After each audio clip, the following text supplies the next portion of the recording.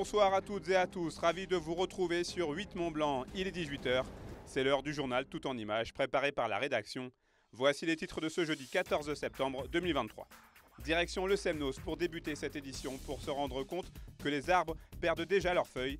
Et si les forêts de notre territoire se parent de leur couleur automnale, ce phénomène accéléré par la canicule inquiète les spécialistes. Et puis une idée pour déjeuner ou goûter à 2 pas du lac à Annecy.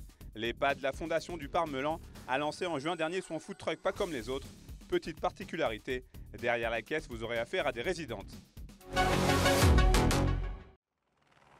À cause de la sécheresse et de la canicule, les incendies avaient ravagé certaines parties de la forêt du Semnos en août dernier. Un mois plus tard, un autre phénomène inquiète les spécialistes de la forêt.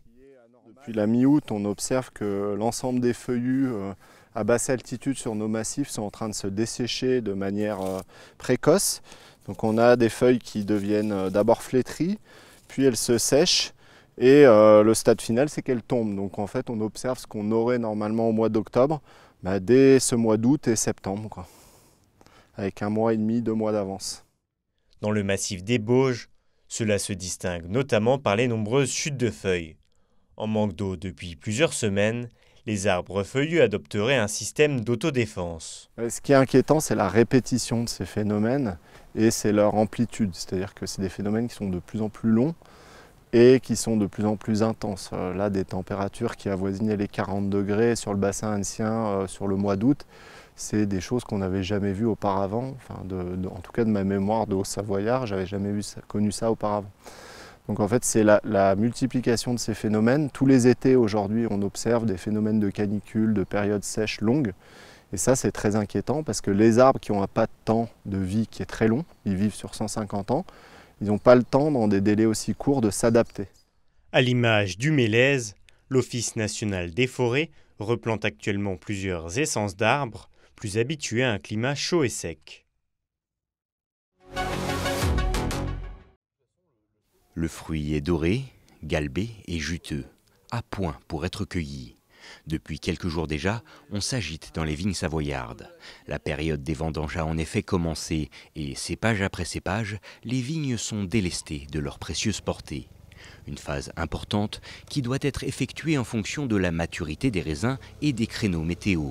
Sur l'exploitation du domaine de Grisard, 3 semaines seront nécessaires pour récolter la totalité des 23 hectares qui composent le vignoble.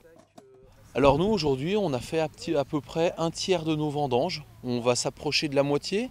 On a vendangé le chardonnay, l'altesse, le pinot, on fait un petit peu de jacquère, il nous reste encore de l'altesse, puis ensuite tous les cépages tardifs. Donc on peut dire qu'on en a 1/3 avec quand même de bonnes surprises. Semaine prochaine on espère finir les altesses, les jacquères, commencer des vieux cépages comme le persan et peut-être fin de semaine, début de l'autre, commencer de la mondeuse.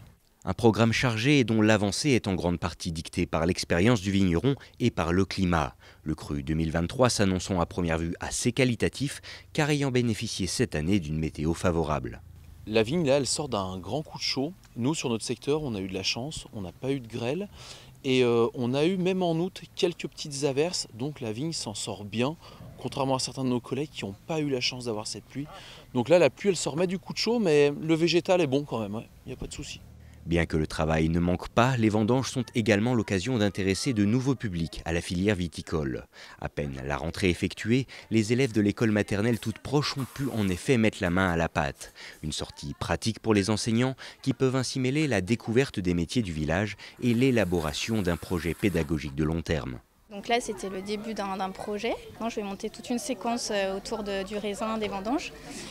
Donc on va travailler aussi bien, on a déjà commencé tout ce qui est travailler sur les lettres, le mot raisin, travailler sur le vocabulaire des vendanges, du raisin. On va faire des maths, on va faire, là en pâte à modeler, ils ont appris à faire des boules et pour représenter une grappe de raisin. Donc on va faire de l'art en peinture, on va prendre des feuilles qu'on a pu trouver sur les vignes et on va en faire des empreintes. Donc voilà, on va lier c'est tout un projet interdisciplinaire qu'on va faire autour du raisin. Une visite qui s'est bien entendu achevée avec un verre de jus de raisin. Quant aux adultes, ils devront encore patienter quelques mois avant de pouvoir goûter ce fameux cru 2023. Comme tous les matins, on s'active dans les cuisines de la Fondation du Parmelan. Tout doit être prêt pour le déjeuner des 185 résidents du personnel, mais aussi pour les clients du food truck.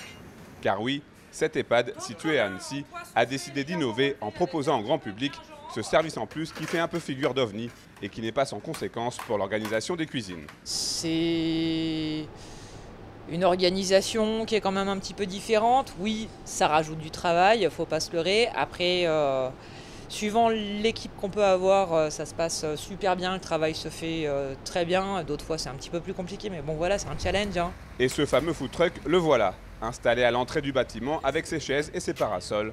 Lancé en juin dernier, le concept a depuis dépassé les attentes grâce aux bouche à oreille et attire de plus en plus de monde. Je suis avec ma sœur et on avait notre mamie qui était résidente ici à l'EHPAD, donc, qui a vécu plusieurs années. Et puis moi maintenant je travaille pas loin, je suis à la cité administrative, donc c'est vrai que c'est une bonne occasion. Je suis déjà venue manger avec des collègues et à chaque fois c'était très bon. Je trouve l'idée plutôt pas mal en fait, parce que ça permet justement de garder un contact avec des gens qui... On n'aura pas forcément l'idée en fait d'aller voir. Et puis je pense que eux aussi ça leur fait du bien de voir des gens, de pouvoir sociabiliser un petit peu. Le menu proposé par le petit camion est le même que celui des résidents, agrémenté de formules, de salades et de desserts. Mais l'attraction numéro 1 des midis du Parmelan, ce sont à n'en pas douter Marie-France et Suzanne.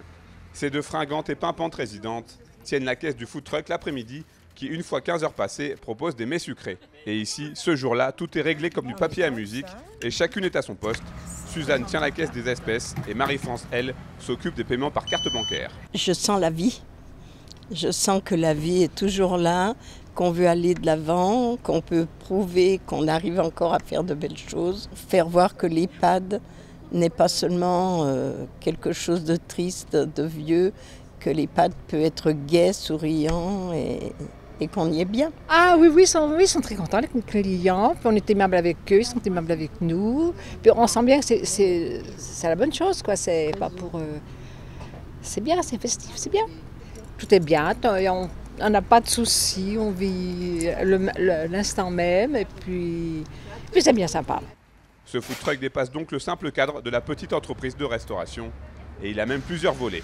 Il est à la fois un projet social, un lieu de vie et une manne pour financer une partie des travaux d'une future unité. On a été même surpris de tous les effets, on va dire collatéraux, mais positivement, puisque nous avons aujourd'hui des recettes, ce qui faut qu'il est rentable.